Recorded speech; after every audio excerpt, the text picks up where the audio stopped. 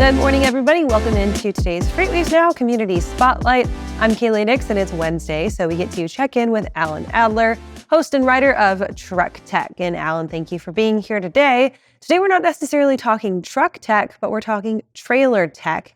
It all goes the same place, right? It really does. I mean, one follows the other, and so every so often, it's a good idea to go see what's happening back there in the back. One of the people who will tell you exactly like it is Brant Yaki, and Brent is really, as the CEO and president of Wabash, the only one of the major trailer companies that's publicly traded. He doesn't get to hold a lot back. He has to be able to talk to his investors and occasionally talk to people like me. We know each other reasonably well, so it usually makes for a good conversation. And we spent a fair amount of time in today's show talking about sort of how the business has done some things very differently in terms of, sort of smoothing out some of the bumps and the highs and lows that are just sort of endemic to the equipment industry. And so we spent a fair amount of time talking about how they're working with strategic partners and strategic customers to, sort of look out farther in terms of, demand and, the ability to get capacity and things like that. So there's some businessy sides to things. And, we do that, but we did talk about two types of technology that are coming to the trailer space. One is not quite here yet, but we did find a way to sort of tie it into Friday's newsletter as well. And that's this whole idea of electric trailers, that is battery operated trailers. Not that they're going to run on their own, but the idea is if you add batteries and an e-axle to a trailer, it can basically sort of glide along, if you will, with you rather than, require a lot of extra oomph from the power unit from the tractor. So this is something that is gaining some popularity. It's not going to be big in the next couple of years probably, but it's something that, Yagi's interested in. And as we talked about that, then we also talked about the materials that you make trailers and boxes out of, the truck bodies, if you will. They call it Ecodex, which is basically structural SMC materials, composites and things like that, which they've been doing for a while, but they branded it a couple of years ago. And now they see lots and lots of opportunities for it, really across transportation, all the way out to, trains, as well as, truck bodies and dry vans and things like that, or not dry vans, but reefer vans. Now, I don't want to speak for the whole industry here, but I can kind of generally feel like the attitude towards trailers in the industry is if it ain't broke, why fix it, right? It feels like they're those things that are behind the trucks. They're not the pretty parts. They're not the interesting parts. They're not the powerful parts. But Wabash is taking that alternate stance where they're saying, hey, you know what? Just because it's working well doesn't mean that there's necessarily not room for improvements. When we're talking about some of these improvements that they're looking to make, whether that's within the material makeup, like you were mentioning, or with the battery, those e-trailers with the e-axles, how much of this is being driven, no pun intended, by fuel economy and the, I guess, really overall industry desire to run farther, run cleaner, and be more fuel efficient overall? But Ken, I think your checklist is almost complete. Really, those are all things that that are factors. I think one of the things that's changing in the trailer space is this idea of going to trailer pools and larger orders that you can replace more often. Trailers, the way you describe them, honestly, can be quite old. They can go up to 10 years, 11 years before they change. And I'm not sure what the sort of the life cycle is right now. My guess is it's come down a little bit because we've seen a lot more drop and hook operations over time. We see trailers that are, obviously when you do that, you've got a trailer waiting to be picked up. So we've probably seen more capacity in trailers. They don't track exactly to the ups and downs in the tractor business, but they're close, and they do follow into that space. And when we were looking at so much consumer demand during the pandemic, you did have this yawning demand really for more trailers. We need more. And so I think that as we look at some of the companies that are being maybe a little more progressive in terms of trailer demand and having the capacity when they want it, that's one factor. Another is that we're getting to trailers as a service, just as we're getting to truck as a service. People don't necessarily need to hold those assets on their books. They don't need to be worried about maintenance. If they could buy the whole thing in a monthly package or a 6-month package, why not do that? And this is something that Wabash is also addressing.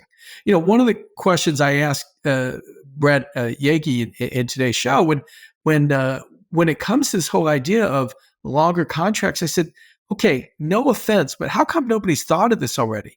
And he said, because nobody wants to really leave behind the transactional relationship that is the equipment business. He said, we had to first get our house in order, make sure we could do it, be vulnerable, and be the ones who, put ourselves out there to gain trust, where quite honestly, there's not a lot of trust in the transaction-based equipment business.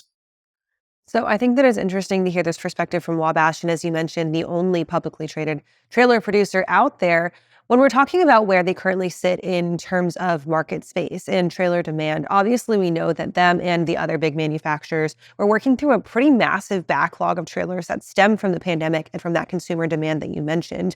Where do they sit at in getting through that demand? Are they starting to see kind of an evening out in what some of these fleets are ordering? And is that affecting their outlook at all for the upcoming year or so? Well, first of all, Brant Yaki is a little bit more optimistic about the year to come than some are, than maybe even the third parties like ACT Research or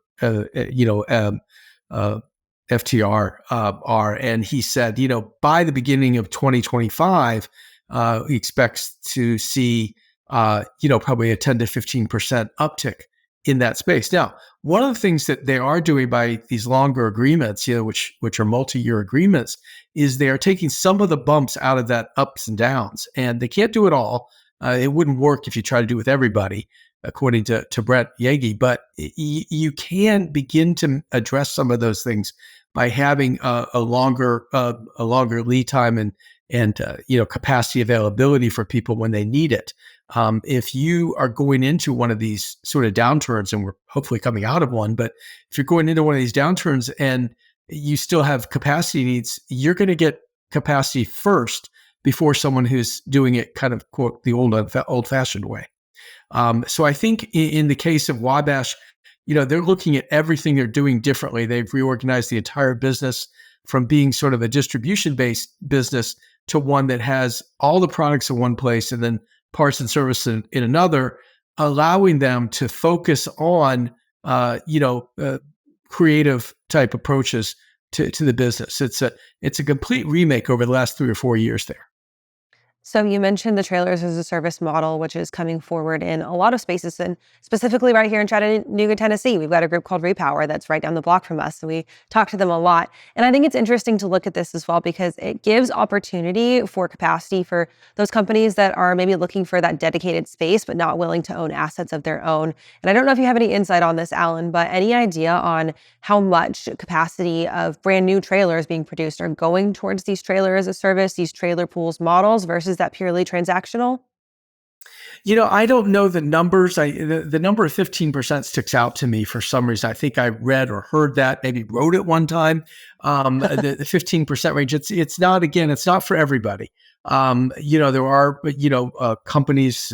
Maybe it's Walmart, maybe it's others that do want to own the assets. But for those who don't, it's something that will work and can be worked out if that's your business model. If you want to be asset light, if you want to be, handling freight, maybe you're on a dedicated route or something like that, it might make sense for you, but I don't have any deep insight into the numbers that are involved, or it's nothing, I think we always get in this place, Kaylee, when we're talking about technology, we're talking about change that, it's going to affect everything. No, it won't. It'll be something that will become a part, but it won't become a complete transition to this. It'll always be, some piece of the business, but it won't change everything.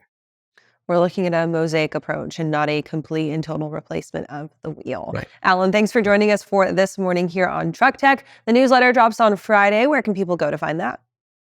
They can go to, the best way to subscribe to the newsletter would be to go to FreightWaves.com, look under newsletters, and then opt in to Truck Tech. That'll get it for you at 11 o'clock Eastern on Fridays by email. It also posts on the website at that time on Fridays as well. Just one note, Kaylee, we actually are carrying over the theme because we're going to talk with Ali Javidian from Range about the electric trailers for Friday as the 5 minutes piece. This is the new thing that we've actually kind of done consistently now for a couple of months, where we're putting a video insert of about 5 minutes into the newsletter. So opportunity for people to kind of hear from different subject experts in the space.